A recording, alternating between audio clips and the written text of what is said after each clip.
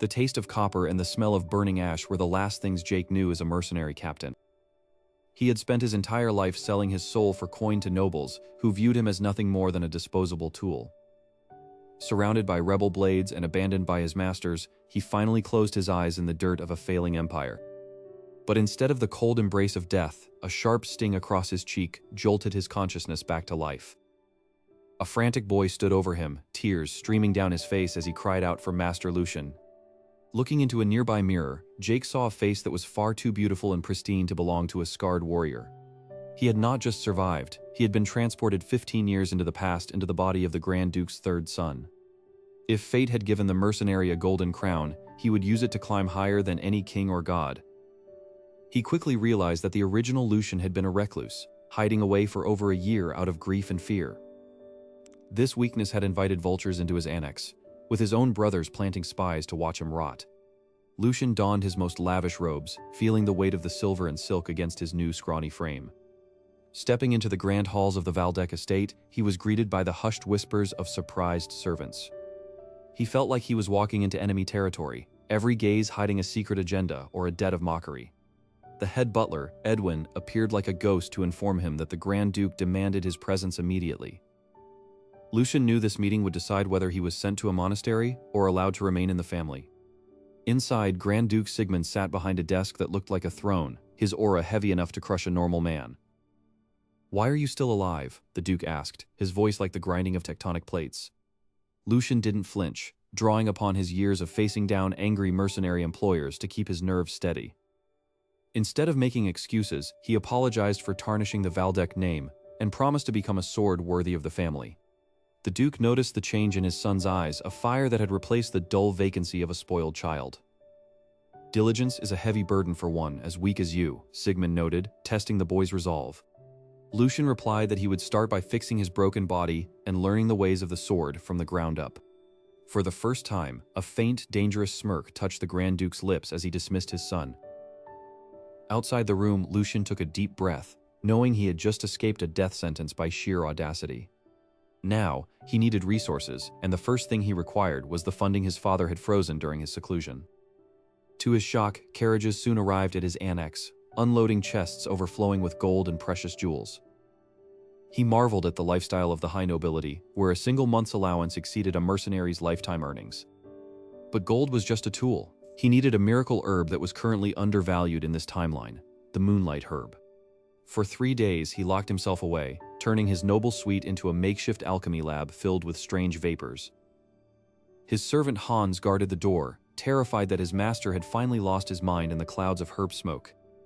Finally, a single vial of glowing, golden liquid sat on the table, the prototype nectar elixir. Without hesitation, he downed the contents, feeling a surge of heat that threatened to tear his body apart.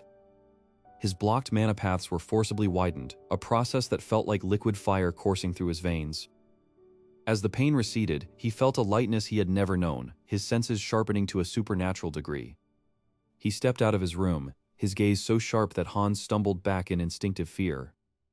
To test his new strength, he headed toward the training grounds, where the knights usually gathered to sneer at him. A mustache-twirling knight named Hendrik stepped forward, ready to mock the useless noble for even showing his face. Lucian didn't reach for a sword, instead using a razor-sharp verbal assault to trap the knight in his own lies. He accused the knight of incompetence and ignorance, turning the surrounding soldiers against their own commander. The commotion drew out his second brother, Jordi, who looked at Lucian with a hatred that could kill. Jordi warned him that acting like a man didn't change the fact that he was a coward born to crawl. Lucian simply smiled, thanking his brother for the guidance while subtly marking him as his next target. The first battle of the Valdec Duchy hadn't been fought with swords but with words, and Lucian had already won. As he returned to his annex, he knew the real game was only just beginning. Lucian walked through the grand corridors of the Valdec estate, his mind racing with the memories of his past life as Jake. He noted how the servants whispered behind their hands, their eyes filled with a mixture of curiosity and mockery. The head butler, Edwin, appeared at the end of the hall, his presence as imposing as a stone wall. With a stiff bow, Edwin informed him that the Grand Duke requested an immediate audience in his private study. Lucian felt the weight of the moment, knowing this meeting would determine whether he would be embraced or discarded. The doors creaked open to reveal Grand Duke Sigmund Valdec, a man whose very aura felt like a crushing physical weight. Without a word of greeting, the Duke asked Lucian why he was still alive after his pathetic attempt at self-harm. Lucian did not flinch, drawing upon the discipline of a veteran commander to keep his hands from trembling. He realized that the original Lucian had ingested the pills out of a desperate, tragic cry for attention. He began by offering a sincere apology for the shame he had brought upon the Valdec name. But then, he shifted his tone, urging the Duke to rejoice that his son had survived the brink of death. He declared that he intended to leave the past behind and live diligently for a bright and powerful future. He implored the man before him, not just as a Grand Duke but as a father, to offer a word of encouragement. Edwin stood in the shadows, his eyes wide with shock at the young master's newfound eloquence. For a brief moment, a faint smirk played across the Grand Duke's stoic face. Sigmund noted that he hadn't expected his most damaged son to be so brazenly courageous. He asked Lucian what specific plans he had to prove this newfound diligence. Lucian answered that his first priority was to repair his broken body and eventually master the sword.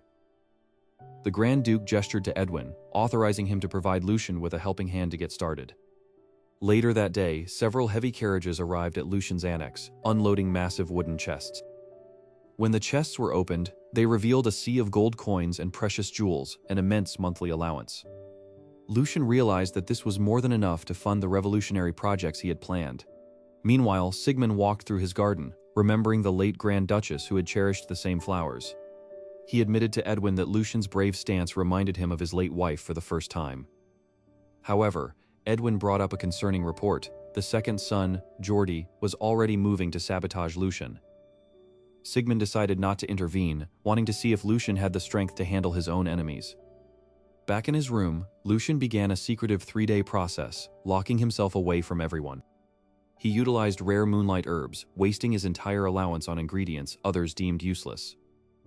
He worked tirelessly, brewing and refining a legendary elixir known as nectar that would soon shake the empire. On the 3rd day, a single vial of shimmering, translucent liquid sat on the table. Without hesitation, Lucian downed the elixir, feeling a sudden surge of heat erupt within his chest.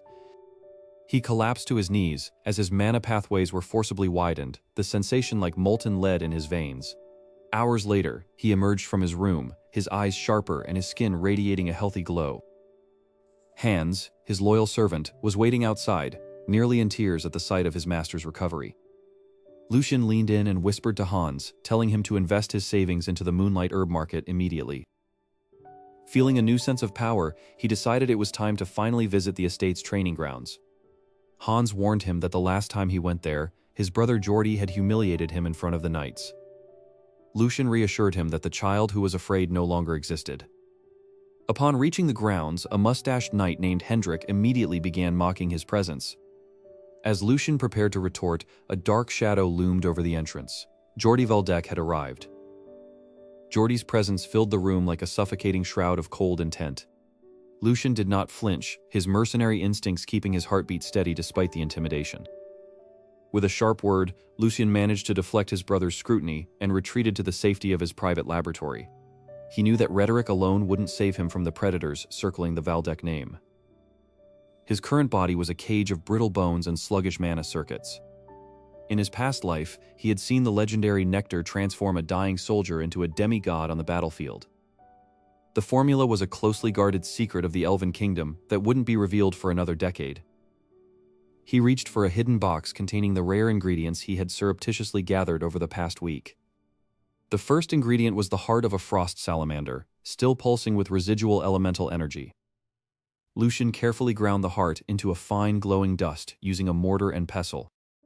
He watched as the dust reacted with the air, creating a faint mist of frost around his fingers.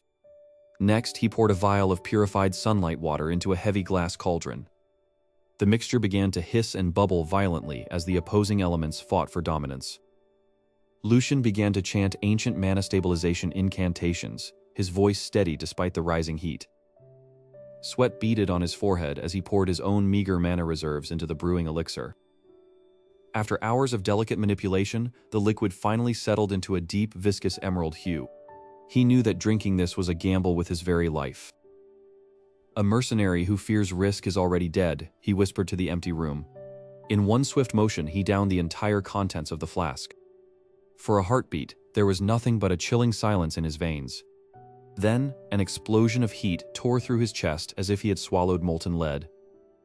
He screamed, but no sound escaped his throat as his vocal cords were being rewritten by the mana. His skin began to crack and peel, revealing a shimmering new layer of tissue underneath. The impurities of the Valdec bloodline were being purged with violent efficiency. "I will not die here again," he thought, clawing at the stone floor with bleeding fingernails. His mana circuits, once clogged and narrow, were now being forced open by the raw power of the nectar. He began to direct the flow of energy, using his veteran experience to stabilize the chaotic surge. The hours bled into one another as the sun rose higher in the sky. Slowly, the agonizing heat transformed into a soothing, rhythmic pulse. When he finally opened his eyes, the world seemed sharper, more vibrant than ever before.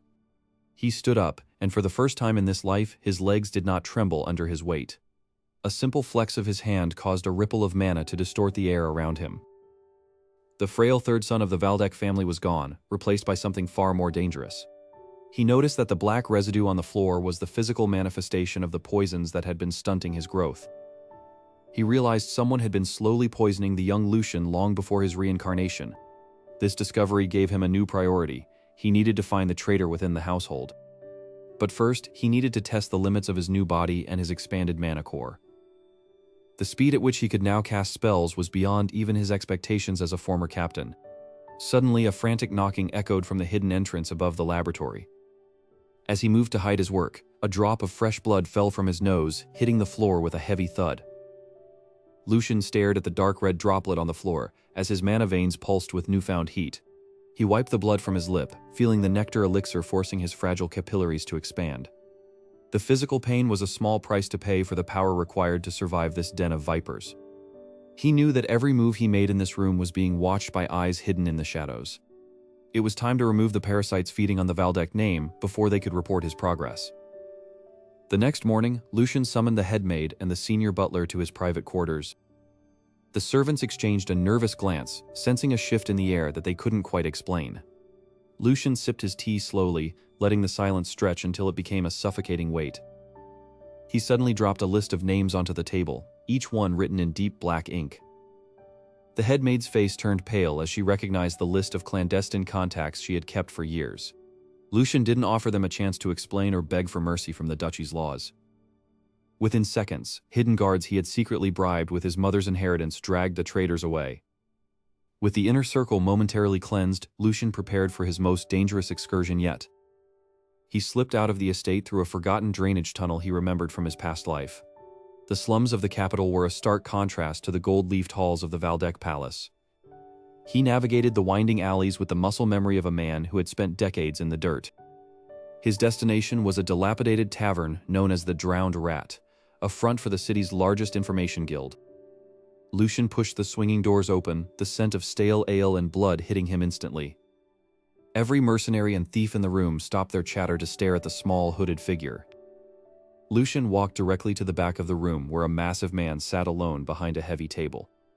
This was Hugo, the future Black Shark, who would one day rule the underworld with an iron fist. Hugo let out a deep, guttural laugh, wondering why a noble brat had wandered into his territory. Lucian didn't flinch. Instead, he tossed a heavy bag of pure gold coins onto the wood between them. He demanded Hugo's absolute loyalty in exchange for a future that the slums could never provide. Hugo sneered, reaching for his broadsword and telling the boy that gold wasn't enough to buy his life. Suddenly, Lucian's mana exploded outward, a crushing pressure that forced the nearby mercenaries to their knees. Hugo felt the weight of a true monster's intent, a feeling he hadn't experienced in years of warfare. Lucian whispered that he wasn't buying Hugo's life. He was offering him a chance to be the king's sword. Recognizing the potential of the boy before him, Hugo lowered his weapon and gave a deep, respectful nod. The Black Shark agreed to the contract, swearing to be the shadow that would cleanse the Valdec household. Lucian handed Hugo a second list, this one containing the names of the spies he hadn't yet touched. That night, a series of silent, bloody accidents occurred within the lower levels of the Valdec mansion. One by one, the agents of Lucian's brothers and the neighboring duchies were systematically eliminated. By dawn, the household was silent, and the atmosphere was thick with a new kind of fear. Lucian felt the grip of his enemies loosening, his base of power finally becoming secure. However, the sudden disappearance of so many staff members would not go unnoticed by the Grand Duke. Lucian needed a teacher to mask his sudden growth and provide a legitimate excuse for his strength. He had already sent the invitation to the man who would become his greatest mentor and shield. The sword Saint Eisenbrenner was the only one capable of handling the monster Lucian was becoming. But as Lucian turned to leave the balcony, he saw a letter on his desk that he hadn't placed there.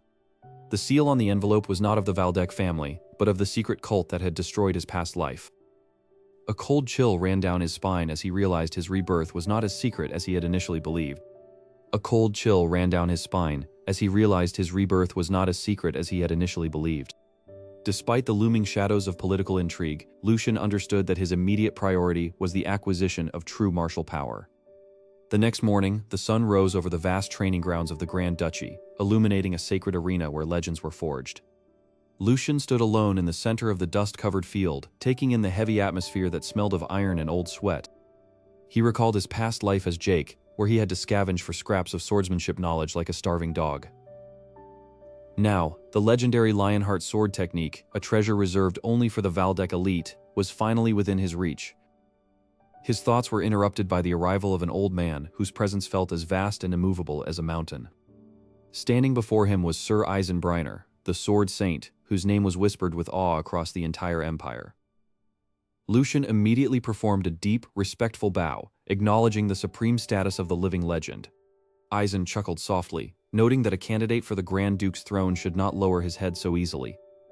Without further preamble, the sword saint issued his first command. Lucian was to run laps until his body reached its limit. Lucian didn't hesitate or question the menial task, knowing that a master uses such exercises to test a disciple's grit. As the hour passed, Lucian noticed something strange. His body felt lighter and more energetic with every step. Eisen watched with growing fascination, noticing that the boy's breathing remained as calm as a mirror-like lake. "Stop," Eisen ordered, his voice cutting through the air like a blade. The sword saint stepped forward and gripped Lucian's wrist, sending a surge of sharp mana through his veins. Eisen's eyes widened in disbelief as he discovered that Lucian's mana circuits were already fully developed and pristine. He realized the boy possessed a heaven-sent vessel, a physical form perfectly optimized for mana efficiency beyond all logic. Eisen asked how long he had been practicing, only to be stunned when Lucian admitted it had only been a month. The sword saint then made a radical proposal. Lucian should abandon his noble title to become the next sword saint. Lucian declined the offer, explaining that his duty to the Valdec name was essential for the coming era of chaos. Though disappointed, Eisen respected the boy's resolve and decided to shift the focus to practical combat. He placed a thick wooden dummy in front of Lucian and handed him a practice sword. Lucian unleashed a series of strikes, his movements fast and precise, ending with a mana-infused blow. To his surprise, Eisen laughed and called his performance utterly pathetic. The master pointed out that Lucian swung like a desperate mercenary, focusing only on raw power while ignoring flow. To demonstrate, Eisen moved with a speed that defied the laws of physics, shattering the dummy into splinters with a single flick. For the next several days, the training became a cycle of brutal sparring and constant correction. Finally, Lucian managed to successfully parry a mana-charged strike, feeling the perfect harmony of mind and blade. As the session ended, the surrounding servants stared in horror at the demolished state of the training grounds. The peace was shattered by the arrival of Joshua Valdec, the fourth son, who strode in with a mocking sneer. Joshua claimed he had come to help his elder brother by acting as a sparring partner using real steel. Lucian saw through the transparent trap but smiled, eager to test his new skills on a real target. Eisen gave his blessing for the duel, warning both brothers that he would intervene if things became lethal. The two brothers faced each other, the air between them thick with sibling rivalry and murderous intent. Joshua mocked Lucian's lack of experience, suggesting they switch back to wooden swords to avoid accidents. Lucian replied by calling him youngest, a title that visibly made Joshua's face contort with rage. Joshua lunged forward with a scream, his blade moving in a frantic, undisciplined flurry of strikes. Applying Eisen's teachings, Lucian infused his legs with mana and vanished from Joshua's line of sight in a burst of speed. He reappeared directly above his brother, his sword descending like a judgment from the heavens. As the blades were about to collide, Lucian whispered a warning that chilled Joshua to the bone. Just then, a frantic messenger burst onto the training grounds, screaming that the Grand Duke's eldest son had returned with an army. The duel was frozen in a moment of pure tension as the weight of a new, greater threat descended upon the house. Lucian realized that the political storm he had been anticipating was arriving much sooner than the history books had promised. Far off in the horizon, the silhouette of a massive war banner appeared, bearing the symbol of a blood-red lion. The blood-red lion banner of Joshua Valdek fluttered violently as his personal carriage entered the training grounds. Joshua stepped out of the carriage with a sneer, his hand resting dismissively on the hilt of a gold-encrusted rapier. Lucian stood calmly in the center of the arena, his silver hair catching the light like a halo of cold steel. Joshua laughed loudly, claiming that a weakling who spent years in bed had no right to hold a practiced sword. Sword Saint Eisenbrenner stepped forward, his presence alone silencing the murmurs of the gathering knights. Eisen announced that the duel would continue until one party surrendered or was disarmed. Joshua drew his rapier, the thin blade whistling through the air with murderous intent. Lucian merely raised a standard wooden training sword, holding it in a basic mercenary stance. With a roar, Joshua lunged forward, his rapier becoming a blur of silver light aimed at Lucian's throat. Lucian tilted his head by a mere inch, letting the lethal blade pass harmlessly through the air. The knights watching from the balconies gasped at the precision of the young master's evasion. Joshua spun around and unleashed a flurry of strikes, each one faster than the last. Lucian parried every blow with the wooden sword, the clacking of wood against steel echoing like a rhythmic drum. Lucian whispered that Joshua's movements were as predictable as a child's tantrum. Joshua channeled his blue mana into his sword, causing the rapier to glow with a dangerous, unstable aura. Eisen narrowed his eyes, recognizing that Joshua was attempting a high-level Valdek family technique. Lucian finally decided to end the farce, tightening his grip on the wooden hilt until it creaked. A golden aura suddenly erupted from Lucian, far denser and purer than any mana seen in the duchy for decades. Joshua hesitated for a split second, overwhelmed by the sheer pressure emanating from his younger brother. In a flash of gold, Lucian moved across the arena, appearing instantly in Joshua's blind spot. The wooden sword struck Joshua's wrist with the force of a falling mountain, shattering his grip. Joshua screamed as his rapier spun through the air before embedding itself deep into the stone wall. Lucian didn't stop there, placing the tip of his wooden sword against Joshua's chest. He told Joshua that if this were a real battlefield, his head would already be rolling in the dirt. The silence that followed was deafening, as the knights struggled to process the total defeat of the second son. Eisenbrenner walked into the center of the ring, a rare, genuine smile touching his lips. The Sword Saint declared Lucian Valdek the undisputed winner of the duel. Joshua scrambled away, his pride completely demolished in front of the entire household. The knights suddenly dropped to one knee, offering their swords in a salute to the true genius of Valdek. Lucian looked up at the Grand Duke's balcony, seeing his father watching, with a look of profound realization. Grand Duke Sigmund nodded once, acknowledging Lucian as the rightful primary successor of the family line. The weight of his previous life's failures finally seemed to lift from Lucian's shoulders. He had successfully rewritten his destiny and secured the power needed to face the coming wars. Hugo appeared from the shadows, bowing deeply as he presented the official seals of the duchy's internal guard. With his family internal affairs settled, Lucian turned his gaze toward the broader horizon of the kingdom. He knew that the knowledge of the future was his greatest weapon, but his own strength would be his shield. No longer the meat-shield mercenary, he was now the master of his own fate and the savior of his house. A new era for the Valdek Grand Duchy had begun under the guidance of the silver-haired genius. The legacy of the mercenary captain died that day, replaced by the legend of Lucian Valdek. As the sun set on the arena, Lucian finally felt at home in this world, ready to conquer whatever challenges remained.